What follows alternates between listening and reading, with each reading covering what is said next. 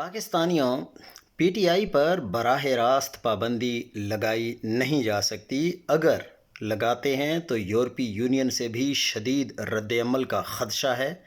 اس لیے P T I پر پابندی کا مختلف طریقہ کار اختیار کیا گیا ہے، جو کہ آپ لوگوں نے بیرسٹر گوہر نے پریس کانفرنس کے درمیان اس کا ذکر بھی کیا کہ انہوں نے بتایا کہ الیکشن کمیشن نے پی ٹی آئی کو سیاسی جماعت تسلیم کرنے سے انکار کر دیا ہے۔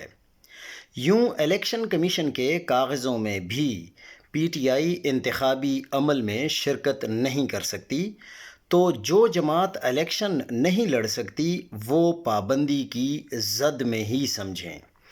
اب اس سے اگر یہ اسی طریقے سے چلتے ہیں اور عمران خان اور پی ٹی آئی کو الیکشن ہی لڑنے نہیں دیتے، تو لازمی سی بات ہے کہ اس کو یہی سمجھا جائے گا کہ جو پاکستان کی 80 سے 90% کی عوام ہے، ان کو الیکشن کے پروسیس میں شامل ہی نہیں کیا جائے گا۔